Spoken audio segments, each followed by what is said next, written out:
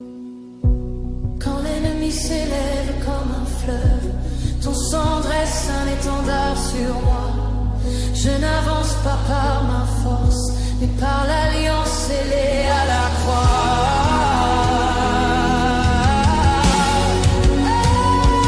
Chaque combat porte ton empreinte, chaque bataille connaît ton nom. Même dans la vallée la plus sombre, ton sang est...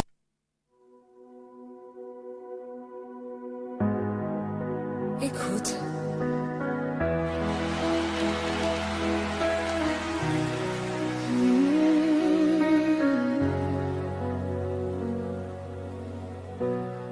Dans le silence du combat, il y a une voix qui parle plus fort que la peur. Ce n'est pas la voix de l'ennemi, ce n'est pas la voix des circonstances, c'est le sang de Jésus. Oh, il parle encore aujourd'hui, il parle pardon, il parle victoire, il parle liberté. Et quand le sang parle, l'ennemi se tait.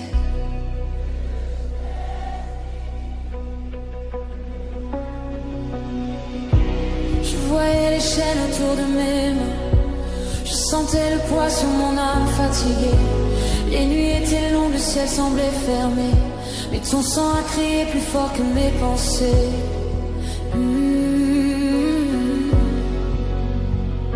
Chaque accusation est tombée au sol, chaque condamnation a perdu sa voix. Là où l'ennemi disait c'est fini, toi tu disais tout est accompli. Oh Jésus, ton sang coule encore sur mes batailles, il couvre mon nom, il garde ma vie. Je ne suis plus esclave de la peur, je suis racheté, relevé, restauré par ton sang précieux.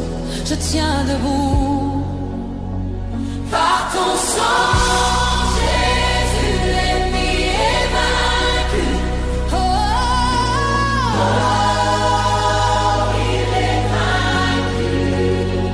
Par ton sang, Jésus, je suis libre à jamais. Je suis libre. Chaque chaîne tombe maintenant, chaque mur s'écroule devant ton nom. Le ciel témoigne de ma victoire, l'enfer recule, je vois ta gloire. Par ton sang, Jésus, l'ennemi est vaincu, oui vaincu pour toujours. Je chante la victoire de l'agneau, le sang a parlé pour moi. Quand l'ennemi s'élève comme un fleuve, ton sang dresse un étendard sur moi. Je n'avance pas par ma force, mais par l'alliance scellée à la croix.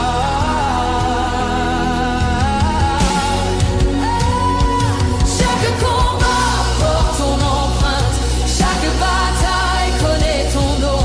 Même dans la vallée la plus sombre, ton sang éclaire mon horizon.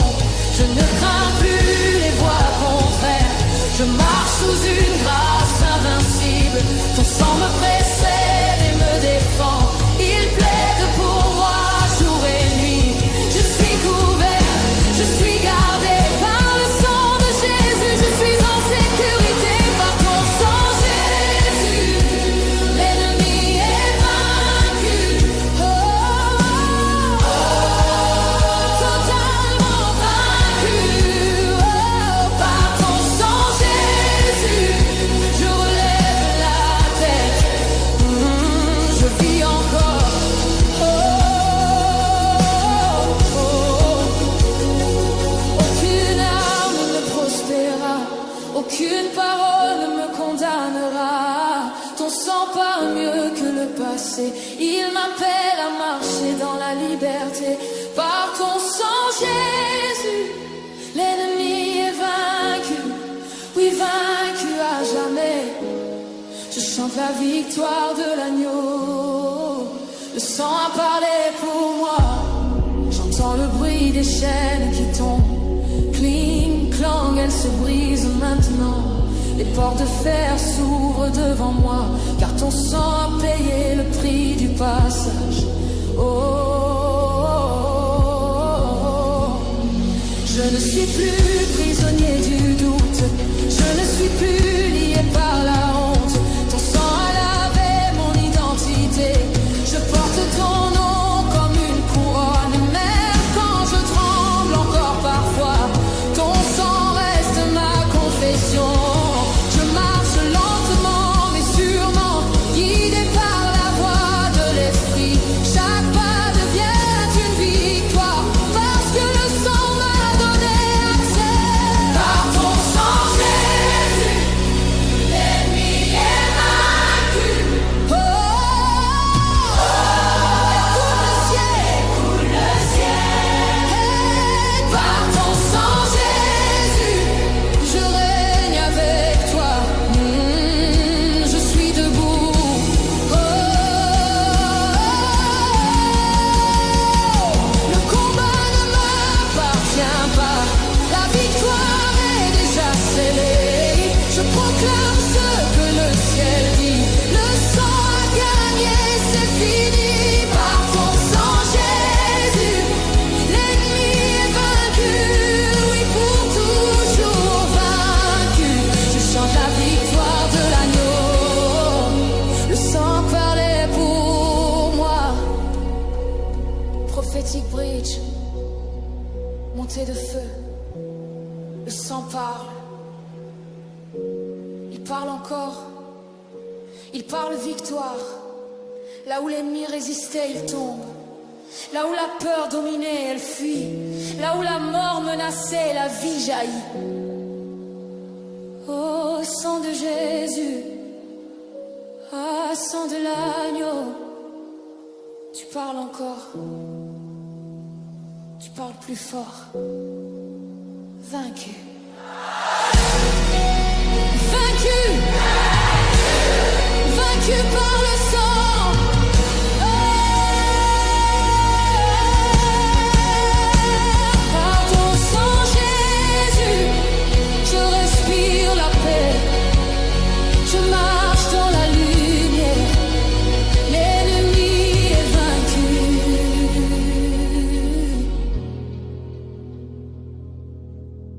À jamais.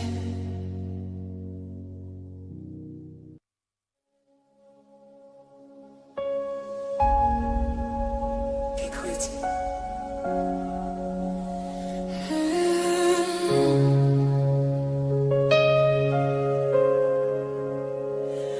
Dans le silence du combat, il y a une voix qui parle plus fort que la peur.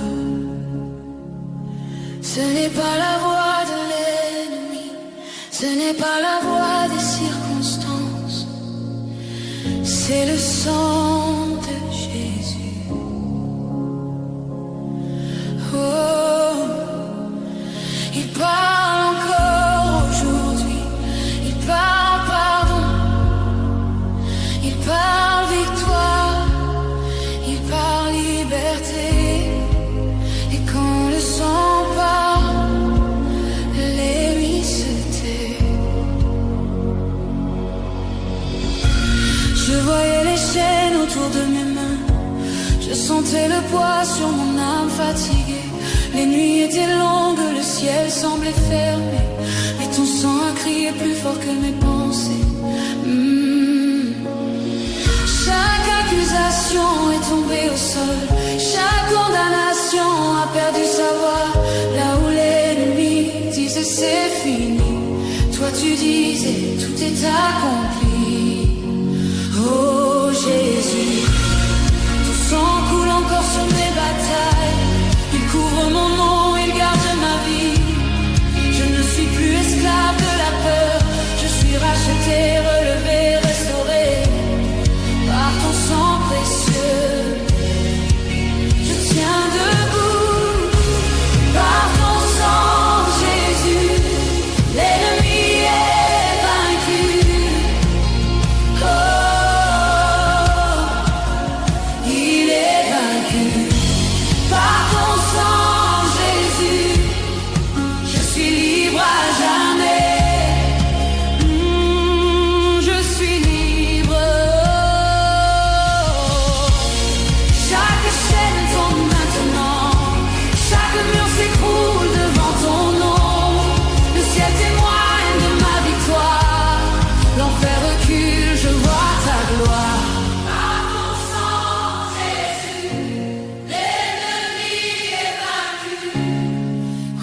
vaincu pour toujours. Je chante la victoire de l'agneau. Le sang a parlé pour moi. Quand l'ennemi s'élève comme un fleuve, ton sang dresse un étendard sur moi. Je n'avance pas par ma force, mais par l'alliance scellée à la croix. Oh, chaque combat porte ton empreinte, chaque bataille connaît ton nom. Même dans la vallée la plus sombre, ton sang éclaire mon horizon. Je ne crains plus les voies contraires, je marche sous une grâce invincible. Ton sang me précède et me défend, il plaît pour moi jour et nuit.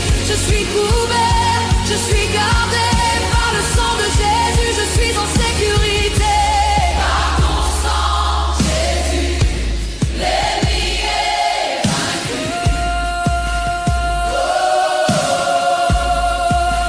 Totalement vaincu. Par ton sang, Jésus, je relève la tête. Je vis encore. Aucune arme ne prospérera, aucune parole ne me condamnera. Ton sang parle mieux que le passé, il m'appelle à marcher dans la liberté. Par ton sang, Jésus, l'ennemi est vaincu. Oui, vaincu à jamais. Je chante la victoire de l'agneau. Le sang a parlé pour moi. J'entends le bruit des chaînes qui tombent. Cling, clong, elles se brisent maintenant. Les portes de fer s'ouvrent devant moi, car ton sang a payé le prix du passage. Oh,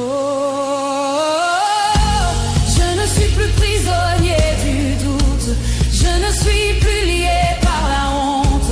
Ton sang a lavé mon identité, je porte ton nom comme une couronne. Même quand je tremble encore parfois, ton sang reste ma confession. Je marche lentement mais sûrement, guidé par la voix de l'esprit. Chaque vierge une victoire, parce que le sang m'a donné accès. Par ton sang, Jésus, l'ennemi est vaincu. Oh, écoute le corps, écoute le ciel. Par ton sang, Jésus, je règne avec toi. Je suis debout. Oh, le combat ne m'appartient pas, la victoire est déjà scellée. Je proclame ce que le ciel dit, le sang a gagné, c'est fini. Par ton sang, Jésus, l'ennemi est vaincu. Oui, pour toujours vaincu. Je chante la victoire de l'agneau. Le sang a parlé pour moi. Alléluia, alléluia. Le sang parle. Alléluia, gloire à notre Seigneur et Sauveur Jésus-Christ qui nous a aimés. Et parce qu'il nous a aimés, il a démontré son amour en s'offrant lui-même comme une offrande auquel le Père a grillé. Gloire à notre Seigneur. Gloire à Jésus. Gloire à celui qui nous aime. Gloire à celui qui nous a rachetés. Bien-aimés dans le Seigneur Jésus-Christ, à vous tous qui aiment ce moment, qui aiment ce temps auquel nous avons l'habitude de passer ensemble avec vous dans la présence de notre Seigneur et Sauveur, Jésus-Christ, pour partager la bonne nouvelle, l'évangile du royaume, celle qui sauve. Je vous dis Shalom. Soyez tous le bienvenu dans cette émission de ce soir. Bien-aimés dans le Seigneur, vous avez vu, je devais commencer l'émission depuis 22h30, mais comme je l'ai toujours dit, ce sont des choses faites par le maître d'homme. Pour mon ira n'est compliqué sans maquiller, va siffler. Je me suis bâti par la grâce de Dieu et voilà, je crois que le son est bon. Je dis gloire à celui qui nous a sauvés, qui nous a rachetés, notre Seigneur et Sauveur Jésus-Christ. Du début à la fin de cette émission, que toute l'honneur et la gloire lui soient rendus, car il est digne. Il est digne d'être élevé. Il est digne d'être célébré, comme je l'ai toujours dit, bien-aimé, selon qu'il est écrit dans sa parole, qui nous a créés pour lui et pour sa gloire. Que toute l'honneur et la gloire lui soient rendues ce soir, pour ceux qui sont le soir, les matins, pour ceux qui sont déjà les matins ou les avant-midi ou les après-midi. Shalom à vous tous. Soyez le bienvenu dans cette émission de ce soir où cette émission bien-aimée qui vous est toujours présentée par moi, votre frère, le prophète Jacques. Je suis là. Je dis shalom à section Jacques connecté. Je vois là ma fille Ange Moutobo. Shalom à toi. Soyez le bienvenu dans cette émission de ce soir. Que la paix du Seigneur, la joie qu'il communique à ce qui lui appartient, vous soit multipliée. Au nom de Jésus-Christ, je vous dis shalom. Je dis shalom à mon jeune frère, le bien-aimé que j'aime tant, le mari de ma fille, Del Blessing, à partir des États-Unis d'Amérique à Houston. Shalom à toi, Cédric Kalombo, autrement dit Sedoman. Shalom, soyez les bienvenus dans cette émission, le temps de la vérité. Pendant le moment et le temps que vous allez nous suivre, que la paix de Dieu, la joie qu'il communique à tous ceux qui l'aiment, vous soit multipliée au nom de Jésus-Christ. Pendant le moment et le temps que vous allez nous suivre, que Dieu vous comble de sa paix et de sa joie. Au nom de Jésus-Christ, je vous dis shalom. Sans plus tarder, bien-aimés dans le Seigneur Jésus-Christ, nous entrons dans notre émission de ce soir pour nous qui sont le soir, le matin pour ceux qui sont déjà les jours. Bien-aimés, je dis une fois encore shalom, même à ceux qui vont nous suivre après, parce que pendant que tous les cas émission, basou balali déjà. Mais, naebi que, bien-aimés, bokolanda biso, bino babo mesana kolanda, tango bokola moka. Mais quitte à moi, nous entrons dans notre émission de ce soir. Une fois encore, je vous dis shalom. Bien-aimés dans le Seigneur, tous en série yaba exhortation. Vous savez tout qui ça. Bien-aimés, l'année passée, toute une année où on parlait sur l'obéissance de Dieu. Alors pour cela, bien-aimés, oyo ba yo ki pe bandimi que mapamboli to bilaka ya nzambe simba makana ba o ba to saka o ezali mongongo na ye. Autrefois l'Éternel a parlé aux enfants d'Israël lorsque tout temps à Deutéronome chapitre 28 où il leur a dit: si vous obéissez à ma parole, vous obéissez à mes commandements. C'était question d'obéir aux commandements et de vivre la vie qu'il leur avait bien-aimé promis. Donc c'est-à-dire bon il y a kimia yesengo, il y a succès et bandaki ko dépendre Israël bandako dépendre comment esengelaki acha oezali mibeko pesa melaki na musala. Et lorsque Dieu a pris la résolution ya kopemisa Josué, plutôt Moïse, pe Josué relève azotesa Josué que récite na yo succès na yo ezali tango observer cet livre que j'avais donné à Moïse pour yebi makambo ya na kati pour zumokano ya kolanda pe kosela yango, alors ozwa succès na bomoi na yo. Alors bien-aimés, nous savons que ça c'était pendant que l'Éternel avait donné la loi aux enfants d'Israël, mais lorsque il s'est revêtu de la chair, Yemouroye Nassé, bien-aimé dans le Seigneur, écoutez comment il parlait. Jean 15 verset 7. Alobi, si vous demeurez à moi et que ma parole demeure en vous, maintenant là, demandez tout ce que vous voudrez. Bien-aimé, lorsqu'on demeure à lui et on demeure dans sa parole, là, tout ce que vous allez demander, cela vous sera accordé. Yangwana Tolobaki, comme le Seigneur a ordonné aux enfants d'obéir à leurs parents. Et là, nous sommes dans Ephésiens 6. Et cela, bien-aimé, était suivi d'une bénédiction. Abi, tu vivras longtemps et kozala heureux na bomoinayo. Alors, bien-aimé, nous avons dit, le Père éternel à qui il nous a appelés comme ses enfants, en nous donnant le pouvoir de devenir ses enfants. Bien-aimé, et futakakaka. Et puis botosi, eza lokola bien-aimé, mutaza na passeport. Ah, sikoyo bilaka nzambe et a visa. Sikoyo za na botosi, yaka na botosi na yo déposer passeport. Alléluia.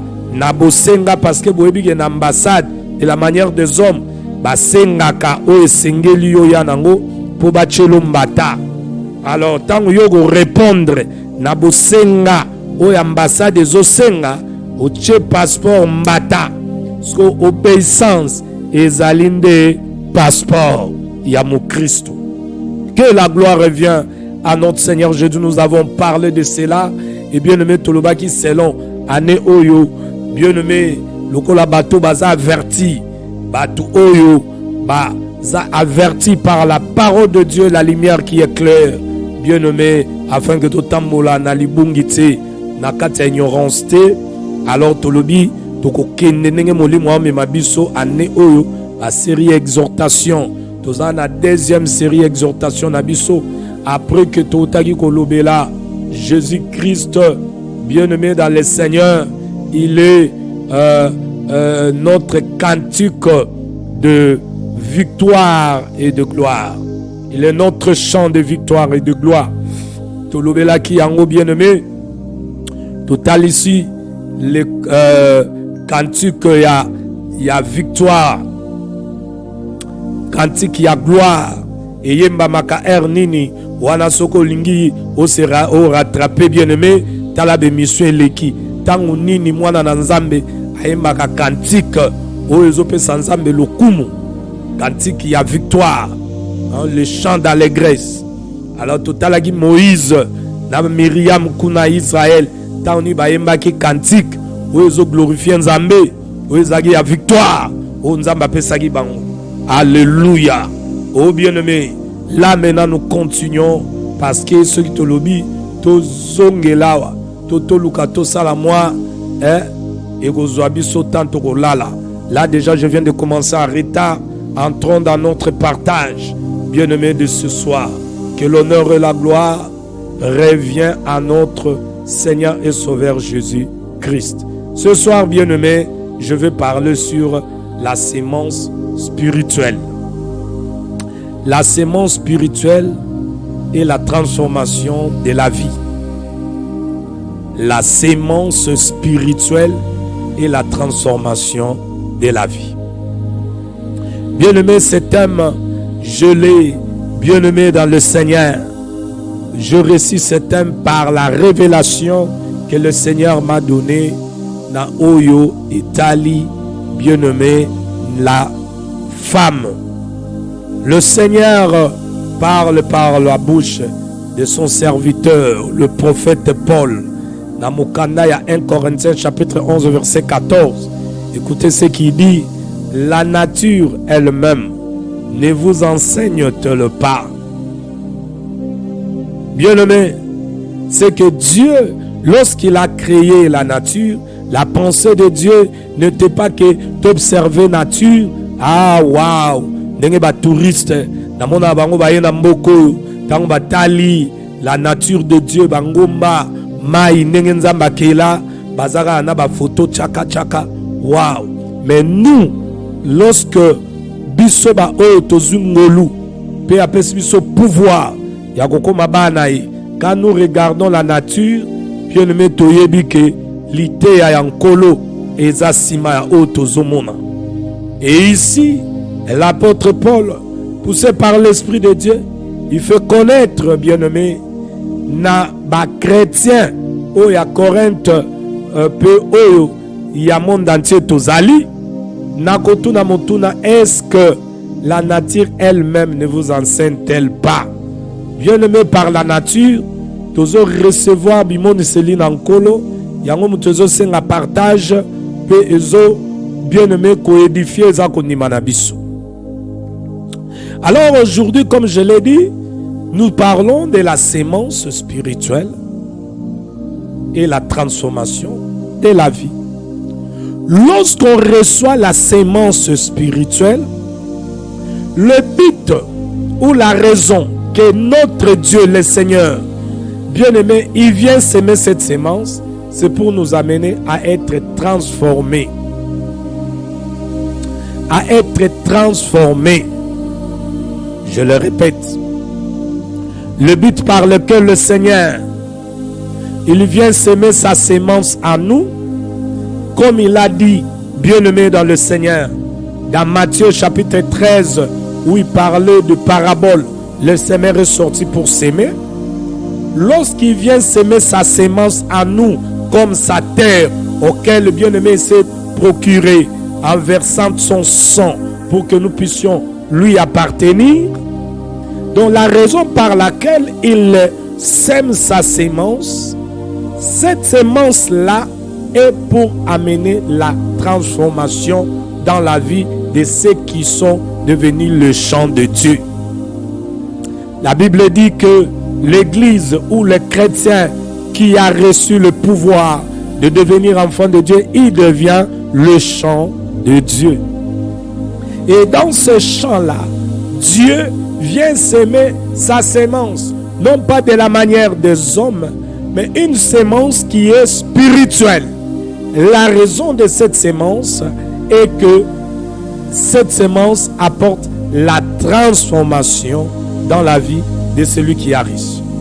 Et c'est là où nous allons aller, bien-aimés, voir, bien-aimés, ce qui se passe lorsque une femme reçoit la sémence d'un homme. Lorsqu'une femme reçoit la sémence d'un homme, au début, bien-aimé dans le Seigneur, la femme qui a reçu la sémence, elle ne voit rien. Elle sait seulement qu'il y a eu un acte, mais elle ne comprend pas encore tout ce qui se passe en elle. Je crois que Mikolo va comprendre ce que je voulais dire par là. Mais avec le temps, je m'excuse bien aimé, avec le temps, la sémence auquel l'homme a déposé dans la femme, cette sémence qui a été sémée dans la femme, la sémence commence à se développer. Alors lorsque la sémence commence à se développer, alors la femme auquel a reçu la sémence, son corps aussi change. Vous remarquerez que les habitudes de cette femme aussi changent. Sa manière de manger changent. Ses sensations changent. Alléluia. Mais qu'est-ce qui fait changer la femme?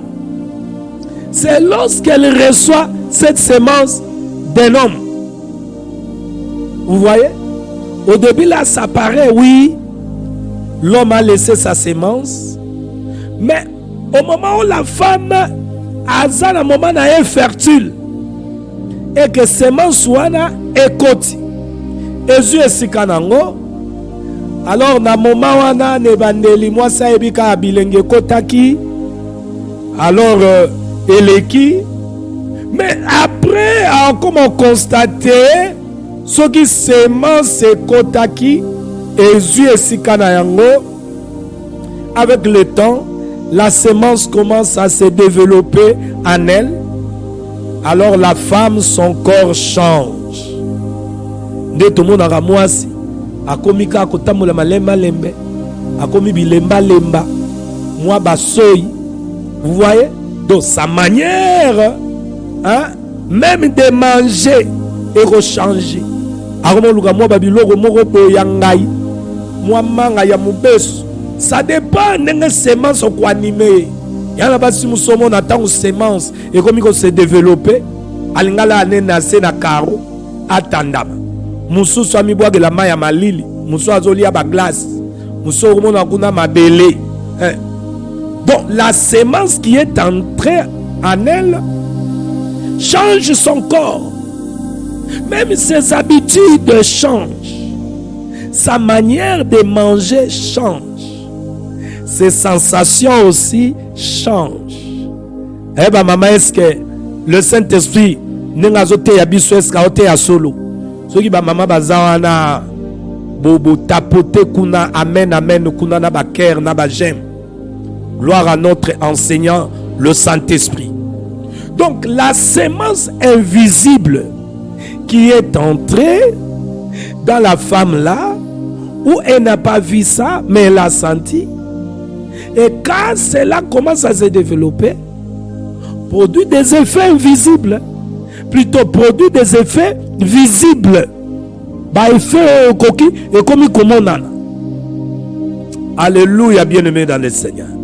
C'est par cette bien-aimée transformation, il y a semence, il y a mobali naturel, oyo nzambe akeli achena kati ya mwasi mwasa yambi semence wana na bomane ya ovulation, et que semence wana e bani komema changement kati na ye na domaine nyonso ye lateli ya comportement ya kolia ya kofanda, oh bien-aimé, ya koloba mutu ya mokili mobali azui semence na ye atiena kati ya mwasi, semence wana et changer mode de vie ya mwasi.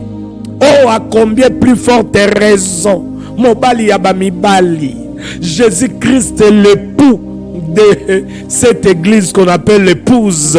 Alléluia. Celui à qui, bien-aimé, oh, il est écrit, il est sorti du ciel, il est venu sur la terre pour s'aimer sa sémence dans cette terre auquel il appelle sa femme, l'église. Oh bien-aimé dans le Seigneur, est-ce que sémence wana et comme ma changement te ce qui sémence ya mutu et même ma changement bongo sémence oyo ya nzambe na bomoy. Ah, le Seigneur de gloire, et comme ma changement te, c'est là où nous parlons de la sémence spirituelle et la transformation de la vie. Je dis shalom à Rodrigue Bicotier à partir d'Australie. Soyez le bienvenu dans cette émission, le temps de la vérité, pendant le moment et le temps que vous allez nous suivre à partir d'Australie. Que la paix du Seigneur remplit vos cœurs. Au nom de Jésus-Christ, je vous dis shalom. Likambo ezate prophète analakisaka nini, likambo ezate yakanisi nini, likambo ezali awa bien-aimé. Si tu es citoyen du royaume des cieux, comme la Bible, le livre de vie, hein, bien-aimé, ils ont confirmé biso awa Dans Philippiens chapitre 3, que notre cité céleste soroza parmi aba oyo babengami, parmi aba oyo basikolami, parmi aba oyo nzambe aponi azui semence na ye ache. O comprendre que prophète wana azalane problème na mutu te, ezande molimo mosantu kati na ye azoya kocha milona oyo esengeli. La semence spirituelle, bien aimé, transforme la vie de l'enfant de Dieu. Comment peut-on expliquer?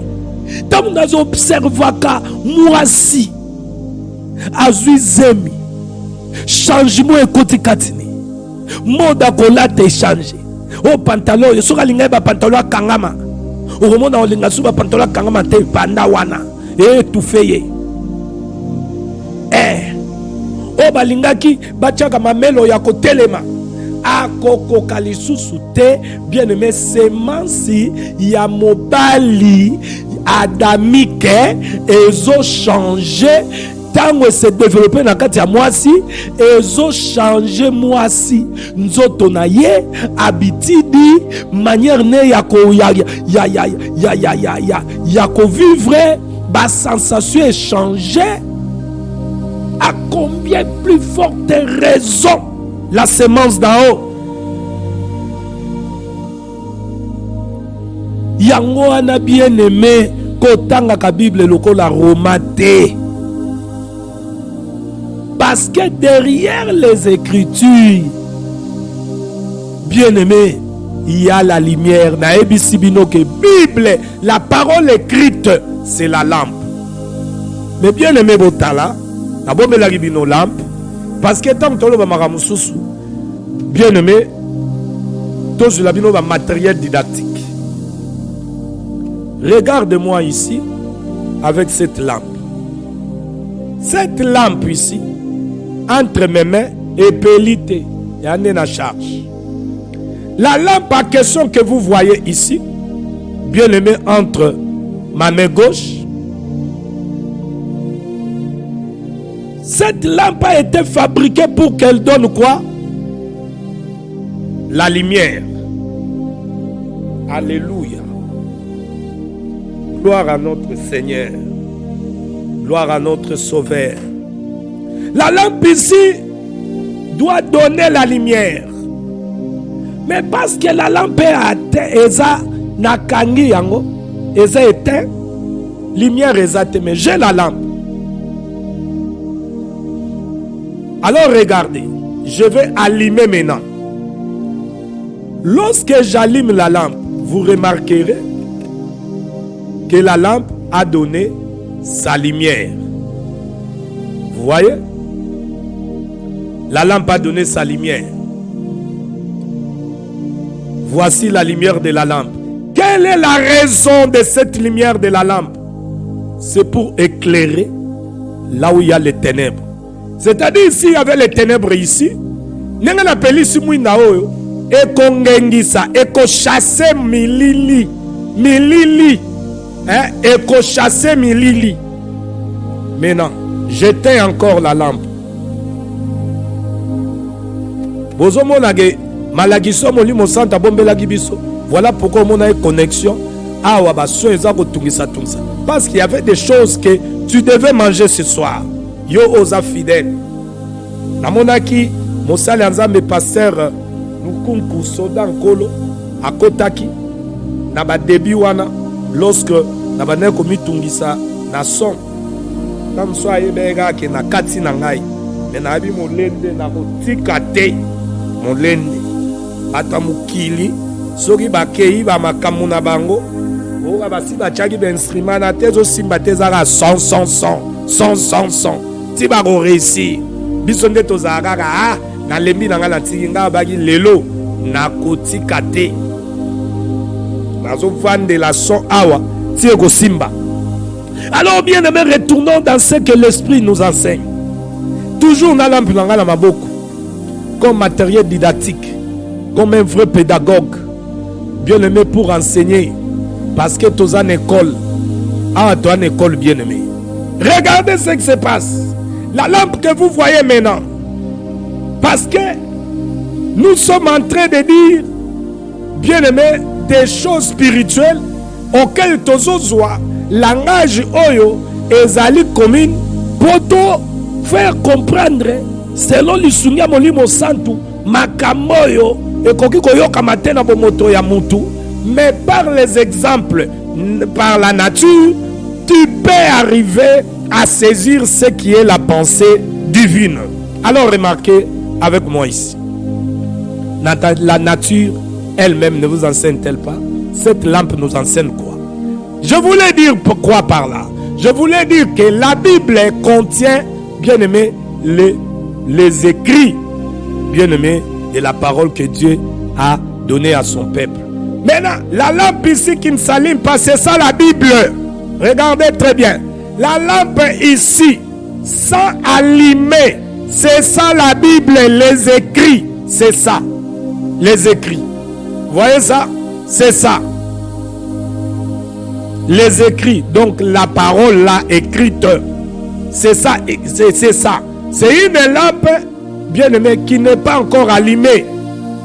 La Bible que nous tenons dans nos mains, que nous avons dans nos téléphones, c'est une lampe qui n'est pas encore allumée. Mais derrière, dans la lampe là, cache la lumière. Psaume 119, verset 105. Regardez avec moi, bien-aimés dans le Seigneur. Psaume 119, verset 105. Écoutez ce que David a déclaré. Je vais aller un peu trop vite, bien-aimé, parce que je n'ai plus le temps. Ta parole est une lampe. Ta parole est une lampe à mes pieds et une lumière sur mon sentier.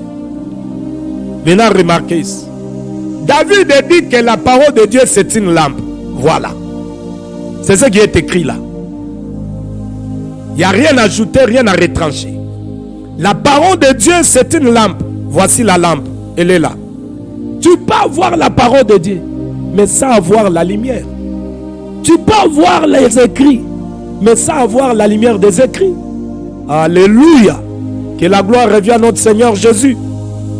Alors écoutez, la Bible, la parole écrite, c'est la lampe. Maintenant, dans cette lampe ici, il y a la lumière. Regardez. Maintenant, je vais allumer. Il faut que j'allume la lumière. J'allume maintenant. Tu vois, la lampe qui est entre mes mains, oh, ezalaki bien aimé, yako kanga, na pelisi sikoyo mwinde epesi nini, epesi lumière. Parce que David a lobby, lampe wana, oh ezali loba ya Nzambe, echami na makolo na ye. Parce que bien aimé, na makolo po nini. Parce que dans la marche avec le Seigneur, on ne peut pas marcher sans la lampe. Parce que lampe wana abengango parole de Dieu. Masuki wana te abi parole de Dieu na makolo. Hein? Mais si il faut payer ça lumière. Quelle est la raison de la lumière du lampe? Voilà. Pour comprendre, il faut que tout dans Moïse. Pendant que Israël, Dieu lui a fait sortir de l'Égypte. C'était pour ça la marche vers la terre promise ou prometaki bango. Mais dans la marche, l'Éternel était la lampe d'Israël, car il était la nuit, la colonne du feu pour les éclairer.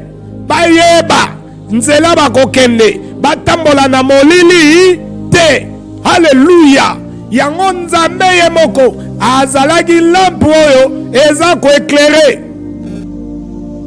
Et donc sa lumière, c'est que tina ya lumière ezali ko éclairer nzela. Pour peuple batambo na mulilité. Mais le problème en est ici, il faut que quelqu'un allume la lampe. Comme je l'ai allumé ici. Maintenant, la lumière que vous voyez dans la lampe là, la lumière là, bien-aimé dans le Seigneur, c'est cette lumière-là que le Saint-Esprit a yakakopé ça dans l'écriture. C'est le Saint-Esprit qui donne la lumière des écrits. Mais lorsque le Saint-Esprit donne la lumière, wana Salomon, le fils de David, a bengi yango enseignement. Proverbe 6, verset 23. Yoga nenge komi, yoga nenga lobaki.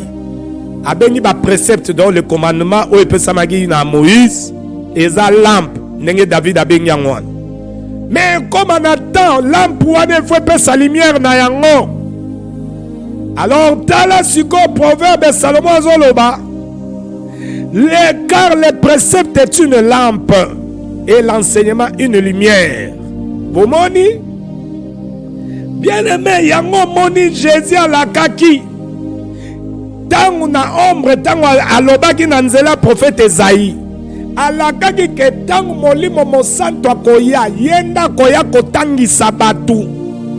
Donc, soko moni lelo.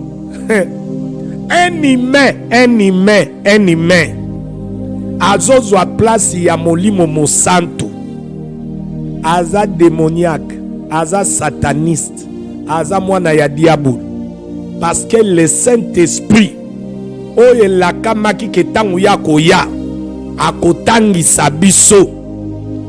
Le Saint-Esprit lui-même c'est Dieu. Jean 4, 24. Dieu est esprit. Donc la parole est Bible yango moko. Bien aimé, soki molimo mosanto azate apesa yo lumière nango oko blokango de Genèse Apocalypse. Mozakaka na mwinda ezanga lumière. Oza nango. Nenge ba chrétien belé bazali ba bloka ba verset. Mais la lumière à l'écriture te. Jésus dans Jean chapitre 6 a kouti ba Yuda bazotanga ba précepte ba loi doctora oyo, parce que quand Jésus est venu la loi était encore là. Ba Yuda ba ina nous sous la loi. Ya opéré, Jésus a opéré pendant que la loi ezalaki. A kouti bango bazotanga bien aimé mobeko. On nzamba pesaki Moïse atalisi bango. O sengele bata mwana kotosa yango. Na Jean chapitre 6. Yoga question tout na bango. Alobi bino bokansi ndenge bozotanga makomi wana. Nde bokozwa bomoi na kati. Molimo nde apesaka bomoi. Alors ici na teleminan na kiti mwa mwinda moke. Yesu akuti ba Yuda bazotanga les préceptes, ba règle ya vie, selon ba commandement ba zwaki nyonso ezaki wana na kati ya Torah. Est-ce que kotanga eza mabe? Mais akuti bango bazotanga banani bando tanga ba Yuda. Ba Yuda bando tanga lwana bazaki na molimo mosantu te. Yesu ye mokonda telemaki ana azaki plénitude ya divinité do ya bonzambe. Plénitude do nzambe mobimba na zaki plein kati na Yesu. Sko akuti ba Yuda bazotanga maloba na ye oya pesaki basakoli.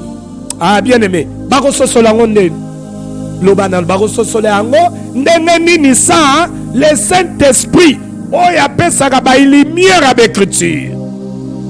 Un jour Philippe ramené par le Saint-Esprit, acte je crois chapitre 8. Ti pembeni ni Éthiopien azwaki pe makomi kotanga ya mabete Biblia motanga na esprit nini ndeko na ngai.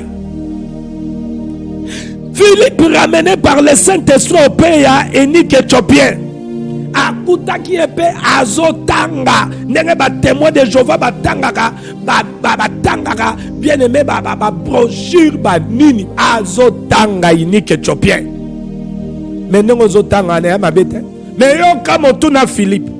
Nengo zotanga wanesko zo comprendre. Oh bien aimé ni que Éthiopia zagi emble ya koloba. Nako comprendre ndenge nini. Sokeza na mutute ya ko expliquer ngai. C'est que bien aimé le Saint-Esprit qui a ramené Philippe, yé mokonde apesa ke ni que Éthiopia explication. Nanzela ya mosali na ye Philippe.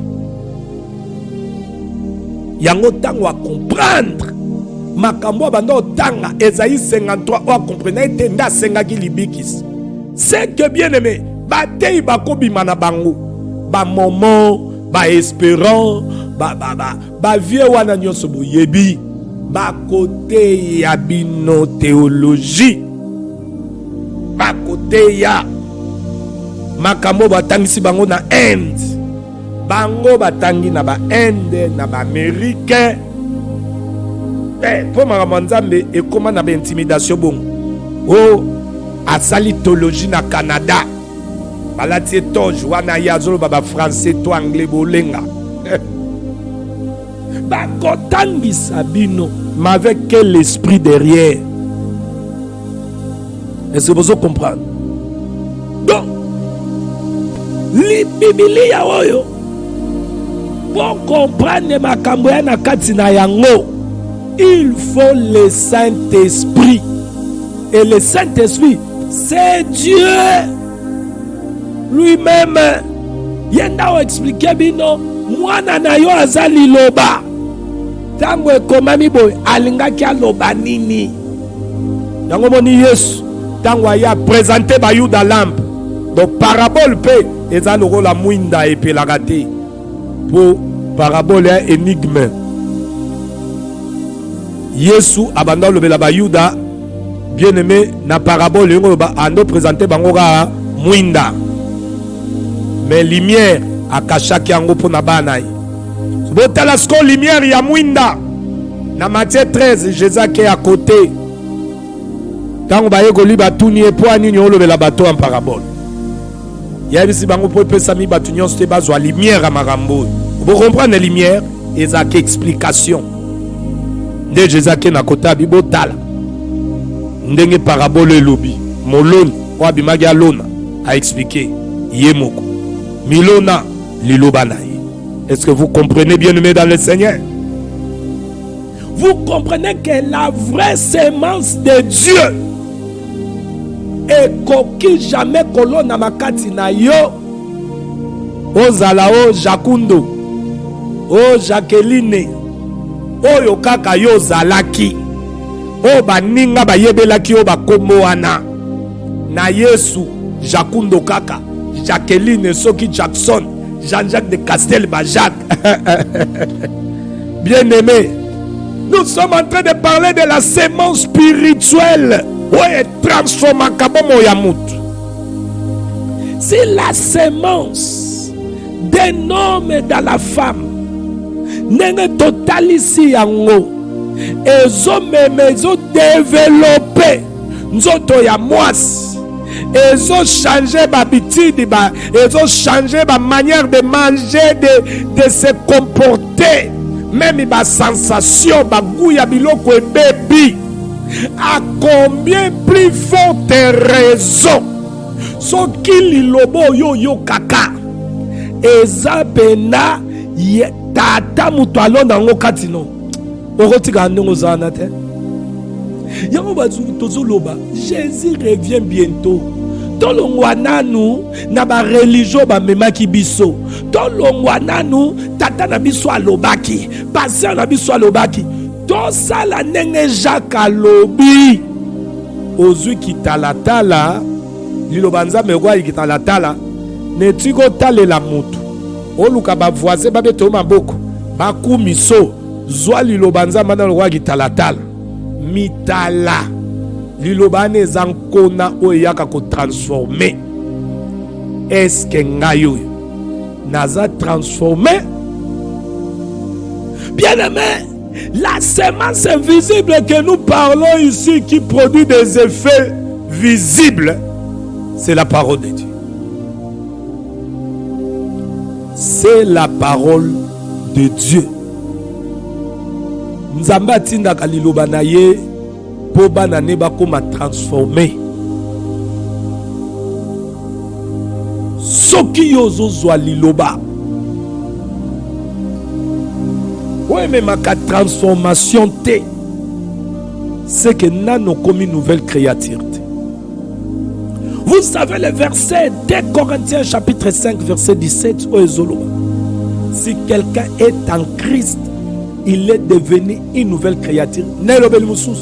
Aza transformé. Mais qu'est-ce qui transforme un enfant de Dieu? C'est la parole, la sémence d'en haut. Dieu parle souvent à travers la nature pour révéler des vérités spirituelles. Nenge abandaki koloba, molo nyayaki koloba. La Bible dit comme la douleur de l'enfantement. Comme la douleur de l'enfantement, c'est que moi si wa kumbaka zemi tangu bazo talisake azoke nokobota sera komi na terre. Et l'okope ekolaksake akomi pe abota eza douleur. Et babengi yango douleur d'enfantement. Alléluia. Donc la sémence qui a été mise dans la femme, tant que une croissance et comme une terme, pendant qu'on l'a saqué et comme un moment, moi nao ya kotaki abotama, la douleur va s'élever. Bien-aimé, comme la douleur de la fontaine, comme la croissance d'une sémence. Donc, besoin de douleur, lorsqu'on parle de douleur, c'est que ça, moment moko, oyo mwasi, azoke na terme pour abota, aobe la douleur. Tant que la croissance, il y a sémence au mobile à tchekatine, et ça période oyo, bien aimé, et même un changement. Tout cela nous enseigne des réalités spirituelle et profonde. Alléluia. Bien maintenant, nous comprendre que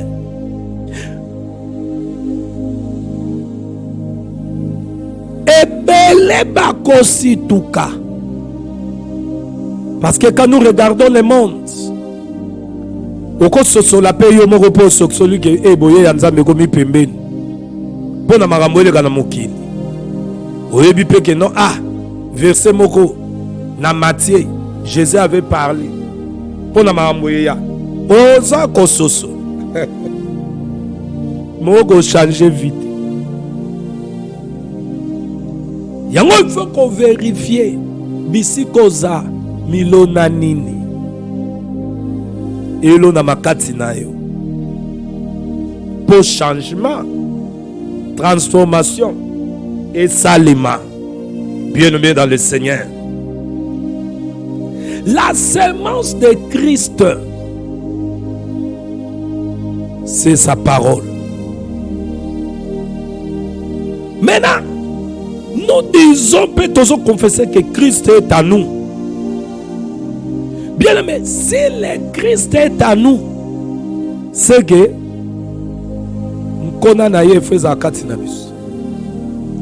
c'est-à-dire de la même manière, lorsque quelqu'un reçoit Jésus-Christ,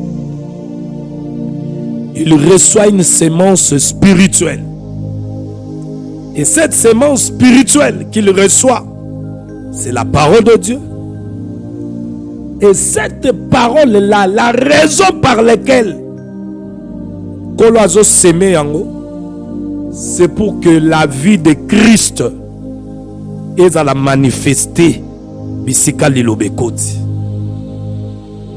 Pierre namukanda na Pierre, je crois chapitre 1, azoba na verset 23, puisque vous avez été régénérés, non par une sémence corruptible, mais par une sémence incorruptible. Bien-aimé, virgule n'a pas mis dans mouki. Boyokana nous déclaration eza makasi mingi. 1 Pierre chapitre 1 verset 23. Eza makasi mingi. Eza bisika oyo bien-aimé. Pensez en Nzambe. Evangeli ngai. Yoka. Puisque vous avez été T. Régénérer. Obita bazo ba régénérer ngoloba nini. Enga koloba. Donc, semence wana liloba et commission motonasika. C'est-à-dire 2 Corinthiens. Permettez-moi, la lumière me frappe les yeux. Nacha, bien aimé, moi Linette. Donc, régénérer et nous colobaka 2 Corinthiens 5, 17 au comme une nouvelle créature. Hein? Donc, la semence d'en haut, la semence de Dieu, Moussa na yango, eza comme ma transformation. Yo le bon dimeli c'est que je semence soit. Est-ce que tu es transformé?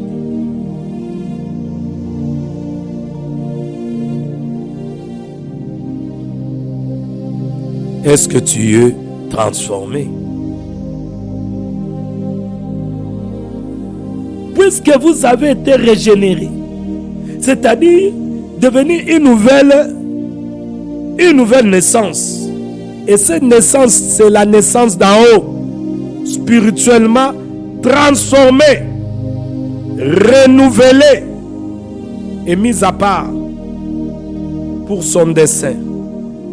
Il dit non par une semence corruptible, mais par une semence, non par une semence corruptible, mais par une semence incorruptible, par la parole vivante et permanente de Dieu. Vous voyez, c'est que nous avons la semence corruptible et incorruptible. La semence incorruptible amène la régénération, c'est-à-dire la transformation. Mais tandis que la semence corruptible, yango est transformé. Botala tozana des semences. Oye transformaka. Oye zali bomo ya mutu. Na semence oyo est transformé. Mais yango yaka kaka nde ko bebisa bomo ya mutu. Alors Pierre Azoba, puisque vous avez été régénérés, il parle à ceux qui ont été régénérés, c'est-à-dire nés de nouveau. Être né de nouveau. Renouveler. Faire renaître. Balégina métaphore. C'est-à-dire avoir son esprit changé par une nouvelle vie en conformité avec la volonté de Dieu. Maintenant, ce qui régénère là, ce n'est pas une semence corruptible. La semence corruptible, c'est-à-dire une semence périssable. Vous voyez? La semence corruptible, c'est une semence périssable. Oui, mais maga, liwa. Maintenant, Pierre Aoloba, ezana yango tende bokomi bikelamu yasika. C'est que bien aimé, quelqu'un peut recevoir une semence corruptible.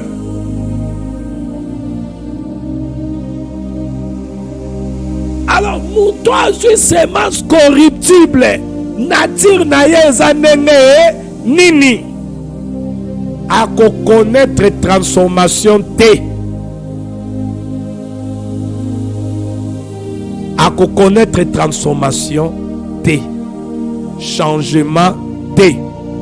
Abandakara koloba, j'ai la semence, mais ce qui botali vinaye, ils a transformé T. C'est que la semence wana et outi na nzambe T. Si vous observez dans nos soi-disant églises locales, observez dans l'église, il y a soi-disant bateau benga ba grand pasteur, ba bishop, ba évêque, ba kulutu, ba tata wana nyonso batondi na Congo, batu oyo bazo mema bien aimé molili na mboka na l'église bango ya balala. Observez dans bien-aimés églises. Est-ce que c'est la semence régénérée nés à la planté na bomo ya bato? Bota na l'église wana bato bele babongo matin. Yango moni na Congo to na ba chrétien mukie malgré l'église ebele.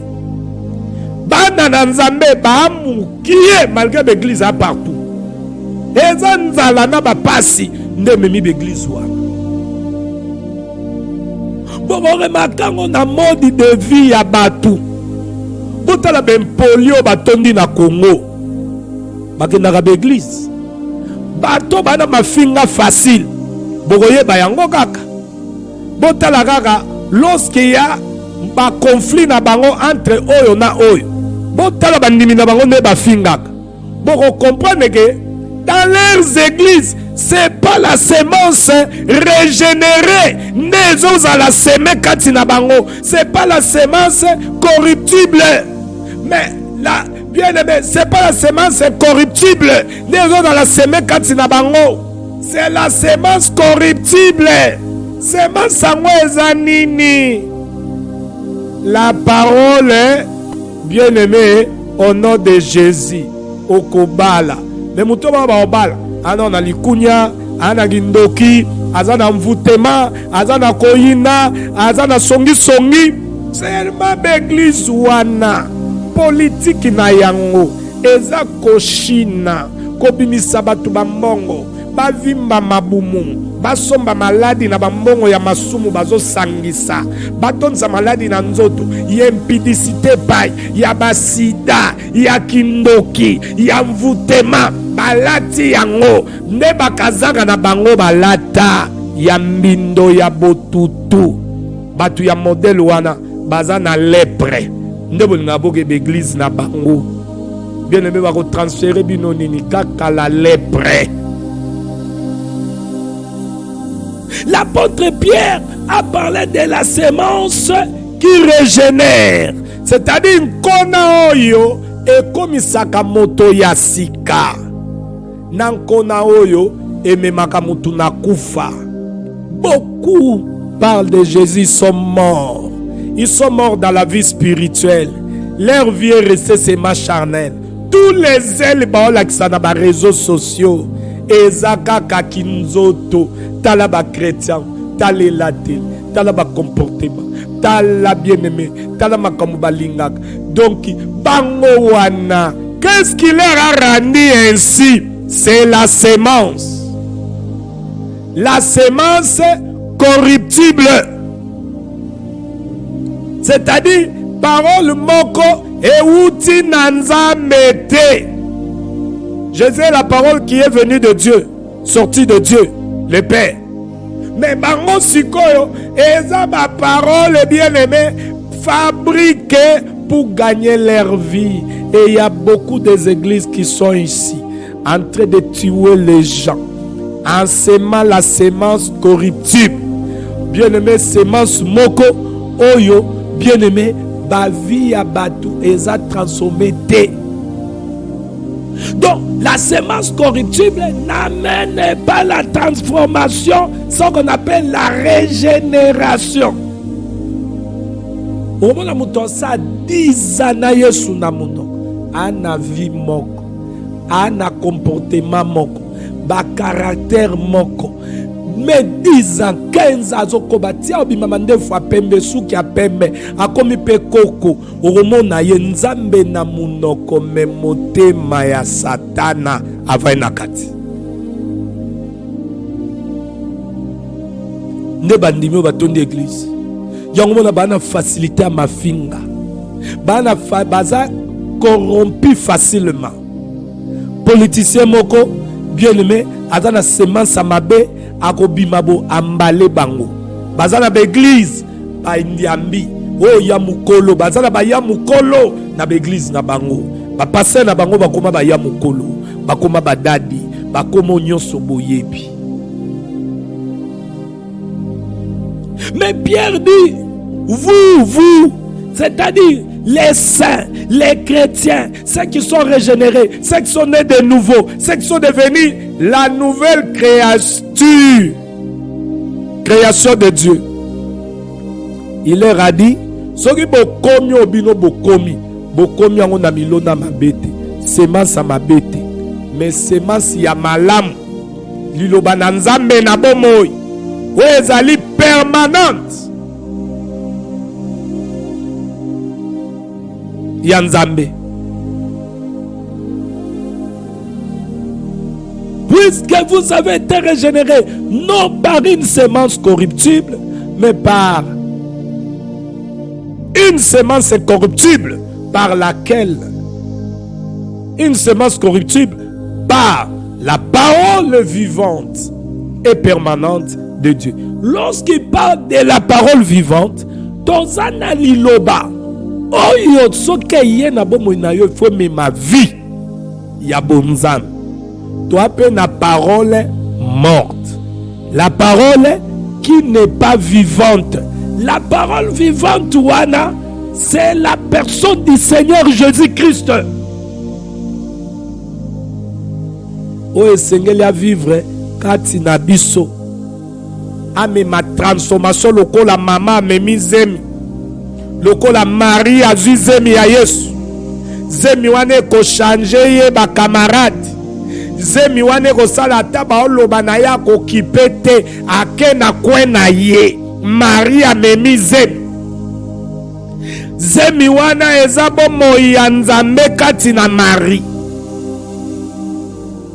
Ako préféré ake ne place où azo se sentir à l'aise. Place bako cholete. Po soka tika laka ifala kenda ka pe Elisabeth parce que soka tika la place azaki bangaba tuna me moi so azandumba azui zemi wana. Joseph na secrètement to kabwana. Ponga na yo tolalite. Mais comme elle avait la semence de Dieu, mon toza la semence en Nzambe, akipaka bilobela lobela batu ba olobate. Parce que yebi ninu ezakati na ye.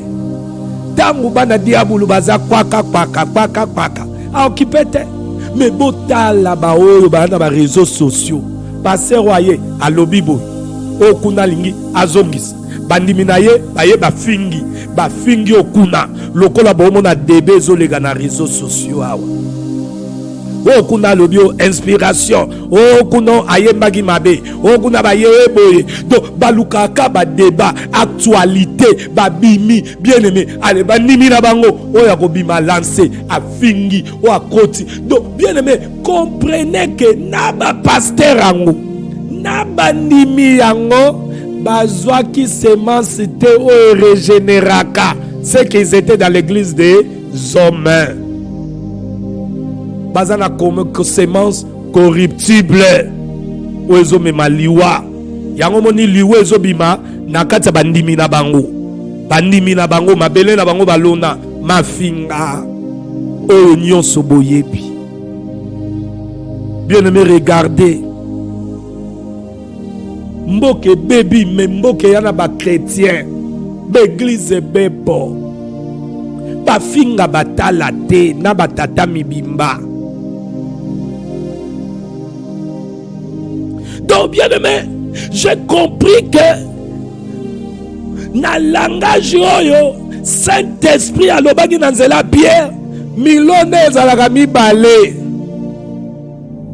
Donc molona oyo ya Nzambe transformaka ememaka transformation, mais tandis que bien aimé milona oyo eza ya Nzambe te ememaka transformation te, mais vous remarquerez kufa.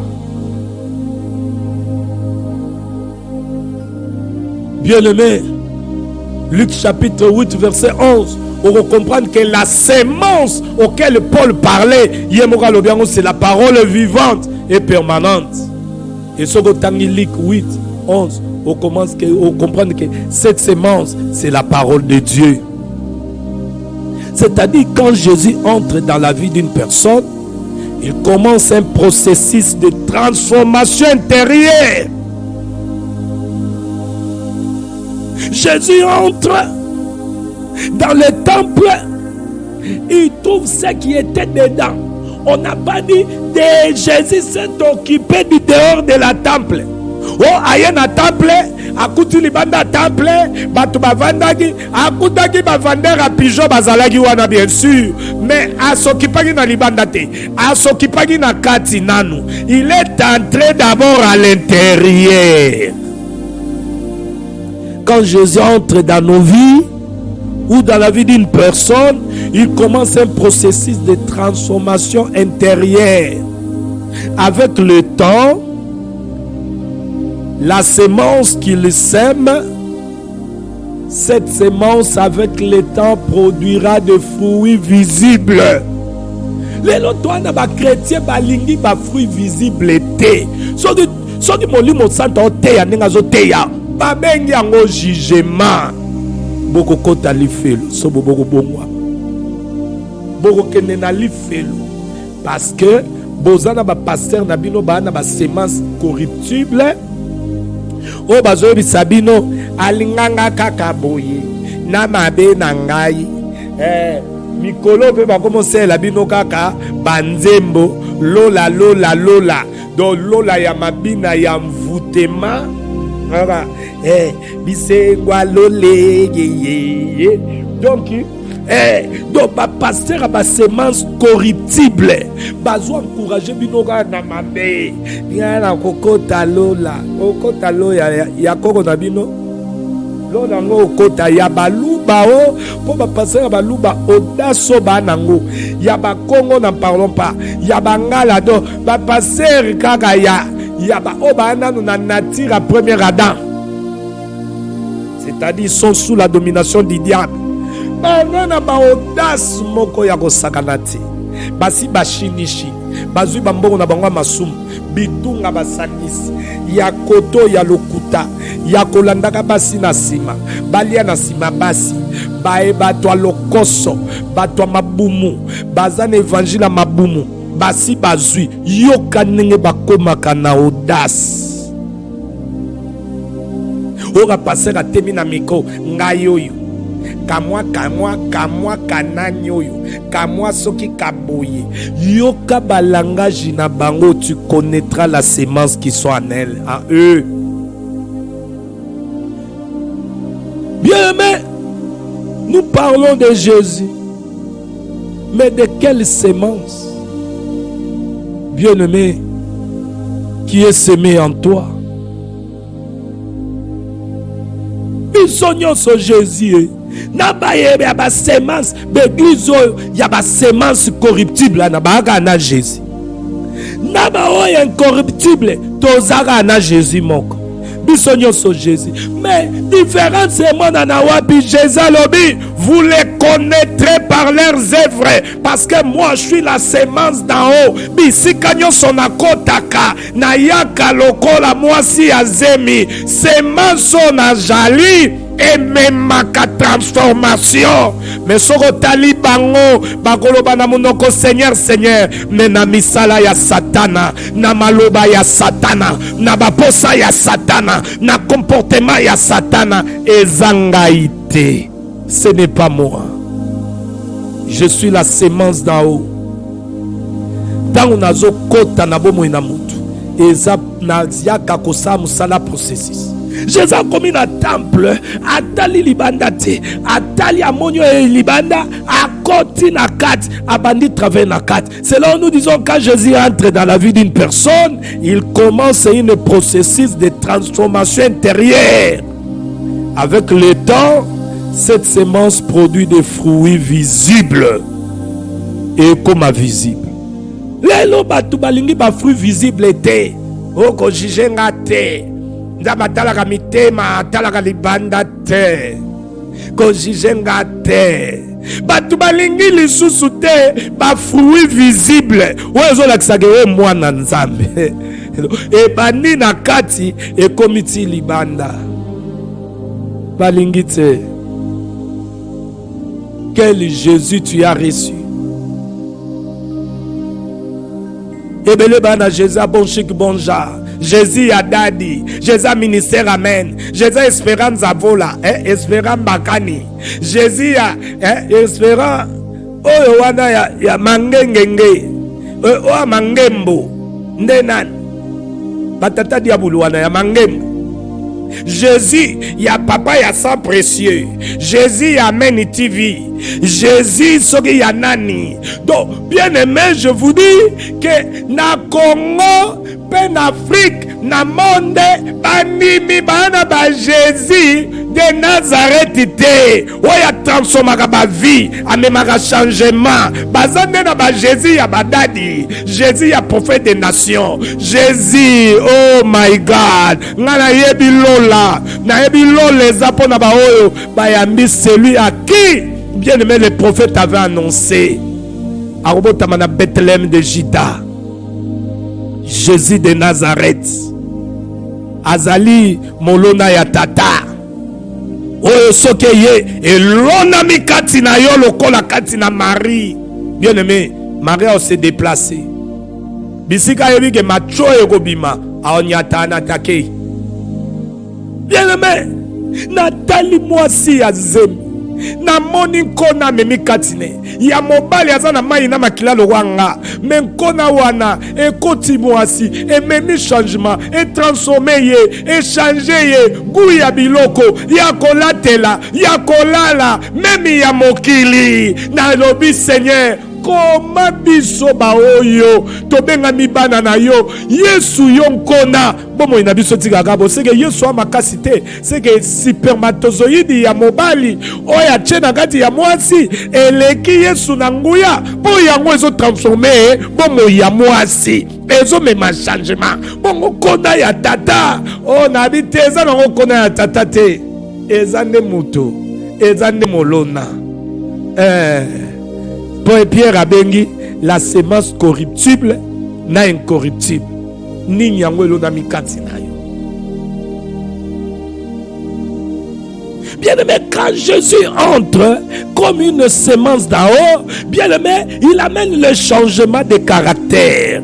Un changement de caractère, un changement de pensée, un changement de comportement, un changement de désir, un changement de manière de vivre. Mais yo, olingaka changement ote. Mais yo pour yobi que Jésus revient bientôt. Otato la ngofeka. Mais l'église, il y a Jésus de Nazareth. Et Teyama qui peut le bamina bantoma à l'apôtre Paul. Si quelqu'un est en Christ, il est une nouvelle créature. Les choses anciennes sont passées. Voici toutes choses sont devenues nouvelles. Namona kaka ba pasteur batata na biso mutombo batata sa précieux na tata ya ba mama ngembo bataba petit na biso momo dozo mona kuna baza na l'église balakisa kaka caméra lakisa kaka batu na nenga libanda me bombo ya bato bavandaka wana banena bane o bavivaka na misala na ba école ba camarade bayebi bango catastrophique.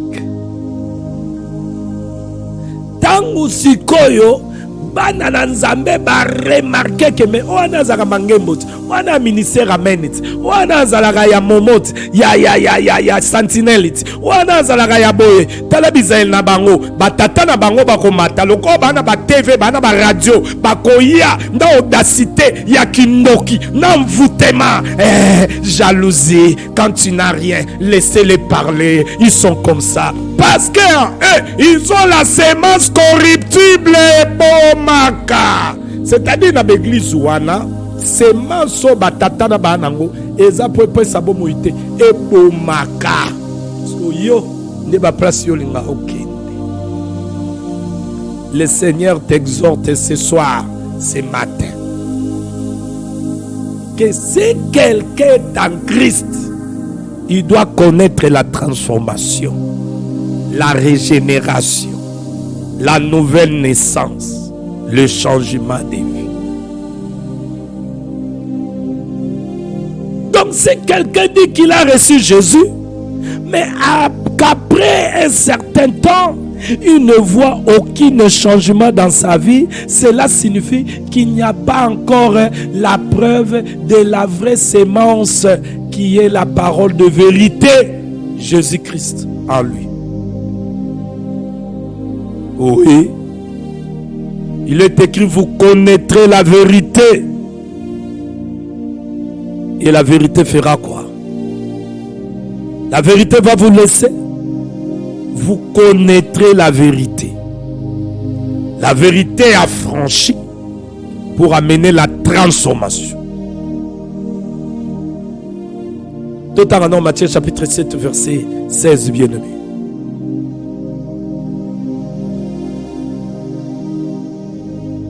Oh! Oui, que l'élo. Bien-aimé na musala nazalaka. Ndenge ka nzamba plaça ngai. Lorsque mundele nanga zana posa, mon ami, mon frère que Dieu a mis à mes côtés, parce que Nzambe a tchaka ba vrai ami pemeni ya bana, ba vrai frère. Alors lorsque Azara na posa batuna musala, il m'appelle. Prophète, j'ai besoin de 2 personnes. Dans Talabonabi, on a 2 personnes. J'ai un frère, un ami, pasteur. Est-ce que vous avez 2 personnes dans l'église, on a besoin de Moussala? Parce que vous savez, vous avez besoin de 2 personnes. Passez par au Tala. Ah, nous sommes le prophète. Parce que la bana, misala te vraiment. Nous avons sunga vraiment. Vous rappelez pas, pasteur a bongisi ban. Dans bon saban, ayebi milonga, ayebi mitemate. A routine de l'oban. N'appelle Nazui ban. Oh, boss, Nazui batuna 2 personnes. Ok. Na routine d'inspecteur Ayana, baroye la bango, balata noir, baroye la bango Jésus, baroye la bango jacket, bobo na roza bango. Ok, c'est bon. Baye pa na yo, na roza bango pa na yo. Ok, c'est bon. Ta baye pa nanga, na bongisi, so moi kolia, ya moi komela, na yambindeko, na talisiye, ndemozo ye musala boy, ezangolo nzambe, biso to dilaka na nzambe, afungola bikuke na bana ye, kende sala musala, lakisa kwa mwana nzambe asolo. Mais la plupart na munoko nzambe me bapakanu bazana na bomo ya satana. Lelo bosa bengi ngai. Non prophète nene esko obi mutu tel boy. Ngabi na ebi ete abi kasi muto na sengaki otu na pasa Kennedy soka zana muto apesa ngai. Ngabi okay. Nabenga pa mutuane o abanede ya musala kande na zibino ke ta ngala na mutute ngala kobenga musala nzala ta musubo epesa na mutu basta pe akozwa mutu ayebi kake oyo pe musali na nzala loko toyeba na kabilongi toyeba na mitema te tozu pe mutu topesi musala. Bien aimé, avant condition ezani na musala yaka na mukanda na yo na bank account na bank account. Baba nigo ebisa mutu ya lobi aza pasteur basengi ye musala yaka na mukanda na bank account to komiti bien aimé bafuti batu ayaka na bank account te baningo bazane na musala bazo ebise mema bank account na yo pesa bafuta yo aye nango te metale eloko pa soi-disant pasteur asali accueilli par client. Ageno kosenga mbongo ne pas client. O ngana na nzala nda una futite bo futangai bo futangai. Client atindele message abi ngana ngajo na musala te. Ngana travailler na compagnie yote ngai nazana contrat na compagnie na bino yo travailler na compagnie ke ne pas boss na yo afutonga te. Mais boss aboite ko fute. Basengi yende compte. Ne bandela na desika lo banana compte te. Pasteur wa memaki ye senga na compte te bafutelanga na compte rien. Makei ko causer du tort na baninga. Ageno ko tungisa client. Sko pour bimisa kolo compagnie ndenge nini. Ke kolo compagnie aboko futa ye. Sko mundela benginga. Ebisango bi mutuki ngani. Ngabi na yebi etabi me muto ba pesa ki epa ya mutu na nzambe kuna. Tala makambo asala sa masali na otinelo ba message bien aimé atinela ba message na ba audio. Na yoki ka mutu na lo ba bo sente so abi aza mupakano. Encore nazaki na programme à prière ya jeûne prière ndenge za chaque vendredi. Na yoki ka voix ya mutu Saint soit attesté ngabi o azaya ngate. Na ebisi na bengi bishop na bi mosali. Mutoyo ane mupakatu. To regretter. Et peut-être va bengi. Bah ça les reproche. Mais c'est katalobate. J'ai mal agi. Bolimbisa. Abengata mundela sa bolimbisa. Non, il se défend. Je dis voilà la sémence. Quelle sémence? Mais bisogno son namunoko. Namunoko Jésus. Il n'y a pas le titre qui pastoral. Mais il y a un comportement, il y a pasteur. Nabinga na sali soki depuis 2006, 7, 6. Nazo travailler dans mon délo. Azana témoignage à ma béangate. Au contraire, likolo ya témoignage. Ne vandi singa bisika na vandio na musalo nazo sala. Likolo ya témoignage. Bien aimé, nous avons même des pasteurs qui n'ont pas la sémence incorruptible à eux. Ils ont la sémence incorruptible. Ouais, mais makaliwa. Elokonia me makaliwa. Tobi keza lisumu. Donc bango pena masumu et avi na bango. Bon, soki tata passer à bongo. Bongo bandimi bazane. Soki tata pasteur muyibi eza facile pour naye. L'okute eza facile. Ki nume eza vi naye. Siko boye bisanga bo moyi nini akobimisa apesa yo.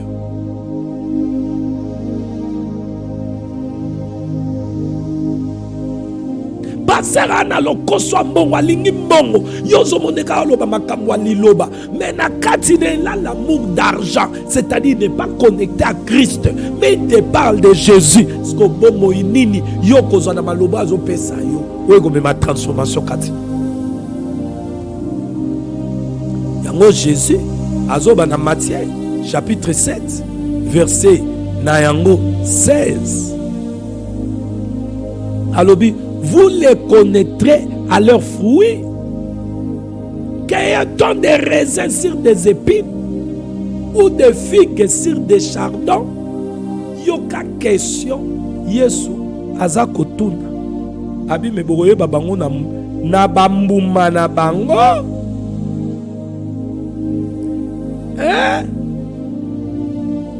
Bien-aimé dans le Seigneur Jésus, tokomi na tango to vérifier milona ni balo na kati na biso. Milona nini baloni. Oza na semence nini yo zaka na Jésus munoko achanjaka vite. Na lali na ndoto nazomona mwana moko. Tozala ko tsambela na ye. Azapeka ba libanda ya mobile. Nzamba azo tesanga ke azo souffrir. Maza lolendo. Ango laksaka na miso batuka aza bien. Nzamba tesanga ka onyoko ma rien ne marche dans sa vie. Mais le quoi na mutune bacheye kaka déjà za mosali. Ami mona déjà za mosali ya koki. Quelle semence qui est en vous. Natali bonabi nzambe. Mwana laksanga ya semence. Nazana na koloba na ye penini. Parce qu'il y a commandé des arabes, a commandé des archibishop, ayo kaka déjà ya commandé déjà za mosali. Mutozo souffrir. Mazoko ko comprendre que mutoyo nzambe acheli kabo azana eloko ya nzambe katine eza batu musunde ba monelege mutu wana ana semence ya nzambe mais ye moko azaka okeye asakoma mosali ami komisa.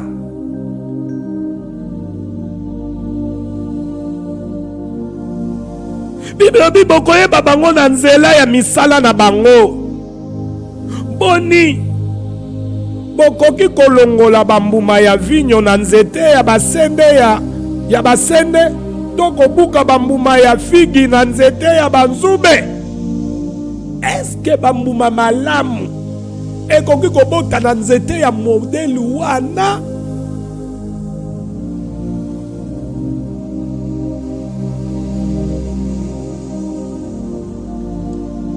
Vous les connaîtrez par leurs fruits. Ata balobi na munoko, bache munoko. Alinganga kakaboye, alinganga kakabo. Yesu alinga biso nde akutelaki biso. Maza molona ya tata. Oya ya kolona makati na biso. Soka lonami. Oh bien-aimé, il faut bon remarquer. Eba naka musala ya kati. Métier kwa robima libana. Bogo remarquant visiblement un changement de caractère, un changement de pensée, un changement de comportement, un changement de désir, un changement de manière de vivre. Bien aimé, ngana se comporta le roi grand frère Nabiso Jésus.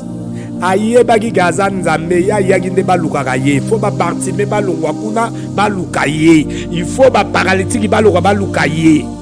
Tangu nzamba otesanga na vision nazo mona. Nazo pesa mundele na ngai message makamunza matalisinga. Nzoga makamango yango ya ba pasteur ba fantire bagi pembeni. Atesinga sou bien aimé oyo azaki pembeni na ngai. Tala ninga zo mene nzamba bi tala vini ninga omene. Tala ninga za a souffrir ma bomba pasine. A ba difficulté ma bomba pasina e pour anini kati na ye orgueil.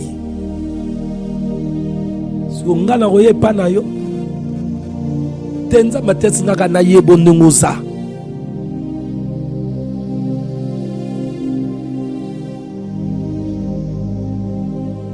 C'est quelqu'un en Christ. Il est une nouvelle créature. Les choses anciennes sont passées.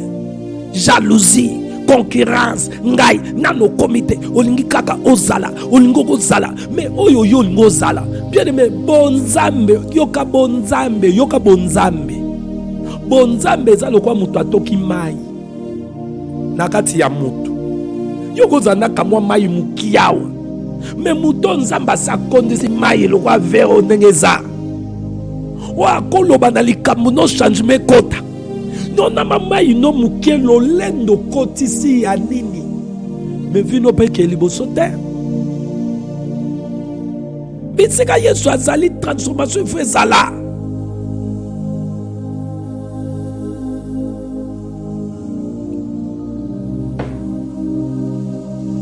Lelo batutu ba linga comme ba bishop.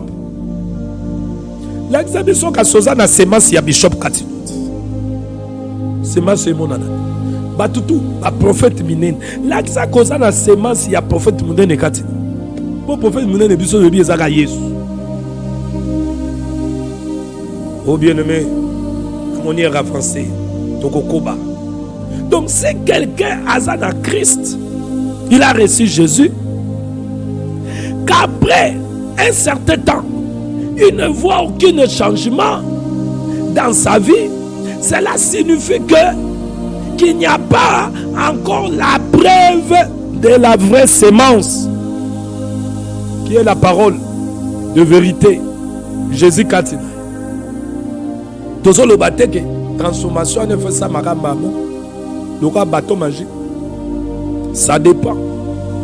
Ba Paul Zama bengi nanzela Damas akwei lumière rebeti batinde pa Ananias bake babondele bekayo koi. Transformation est ça rapide par rapport à mission.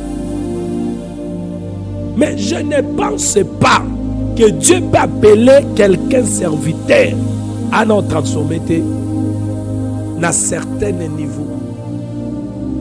On peut remarquer la faiblesse de la chair, mais où est un mode de vie à pratique à péché, non? Alléluia. Oh bien-aimé, je m'arrête ici.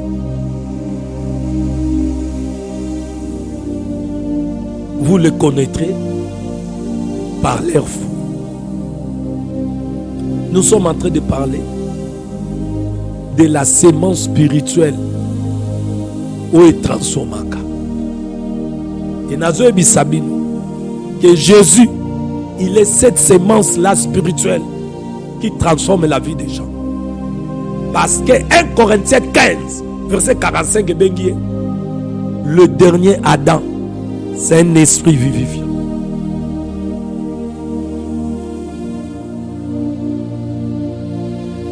il est la sémence d'en haut, la parole de Dieu auquel le Père a envoyé pour transformer nos vies. Nous devons avoir la vie transformée. Les mondes ne peuvent pas transformer les âmes. Les mondes déforment.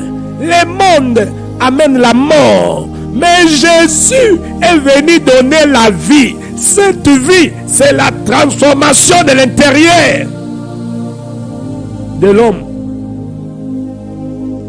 Et lorsque l'intérieur connaît la transformation, l'extérieur subit ce que l'intérieur a reçu. Quel est ton état? Bisonyos tozana Yesu. Yo zanaye, ngana zanaye. Ngana zonimela Yesu yo. Akotaka na kati ya mutu lokola molona. Lokola mwasi aizui semansi ya mobali. Ekoti kati na ye. Après un temps, semansi wane se développer. Et memi kati ya mwasi oyo babengi changement. Mwasi tangu semansi ya mobali se développer. Au moment de développement wana nzoto ne comment changer, babitidi na ye comment changer, manière na ye ya kolia, ya kolata, ba sensation, ba goût et comment changer. Likola semence ya mobali o ekotaki kati na ye, ekotaki invisible mais ekoma komonana, ibumeko movimba basoyo komo bwakama. Alléluia. Kaka ndenge Bible za ko enseigner nature ya mwasi ndenge moko pe molimo mosantu azoteyo na poko lelo yo mwasi na Yesu Kristo mobali na yo Yesu oyo ayaka na liteya liloba na ye liteya na ye lampe la lumière des Écritures, l'enseignement qui transforme, la sémence spirituelle amène la transformation dans la vie. Et ce qui y a solo à côté kati no bien-aimé, c'est que molona na ye faut me mayo na transformation. Molona na ye nde liloba. Est-ce que lilobo yo yo kaka? Et puis ça kayo goût ya ko changer. Ngai ti lelo na lingaka liloba wana pona lolenge yaza nde senge tozala nanu to komite mais to koma lokola ye. Lilobo me maka changement de caractère, changement de pensée, changement de comportement, changement de désir. Où ton dimela yeso ara ba désir mo. Yo ara ba désir ba ba, ba désir ba ndumba ya basi. Ba désir ko zara na ba pagan, muninga ba pagan. Osoko mi mobali mukolo ngara za camarade abana. So atali age na yo na bato tambolaka na bango ozaka na ba sentiment moko ya bomwana obotama nango oza sentimental likolo ba sentiment na yo ozangaka koyoka nzambe. Il faut qu'il y ait le changement de désir. Il y a pas sentiment comme la femme qui est tombée enceinte par la sémence de l'homme à qui on a senté un même changement. Et notre mari, le Seigneur Jésus, lorsque le Christ en vous, bien aimé, il faut akomisayo et que la moasika. Il faut maramwakala. Abandako longola yango. Il doit travailler en vous. C'est ça la raison pour laquelle Tata azwako lonaye liloba katina biso. C'est pour que tout a transformé. Est-ce que ton intérieur est transformé? Ton ennemi wala tsabi sora libanda me misala na kati motema imbi mwemi moko yemba toyebani kaka na bilongi kasi mitema te. Mwemi mosusu mokili aloba batu baza na bilongi mitema na bango eza lokola baporta boloko. Bien-aimé na suksiwa Quelle est la sémence que tu portes en toi? Milona nini elona makati na yo. Mitala, est-ce que ma transformation? Sur les hommes, mon changement yani. Okoma mon Christ soit le corps de l'église au Samelak. Yokomaga regarde aux choses du monde. Ozo ango pété. Tobondeli, Père Céleste, au nom de Jésus-Christ, je te remercie pour la sémence incorruptible de ta parole. Alléluia. Gloire à ton nom, Seigneur. Gloire à ton nom, Seigneur Jésus.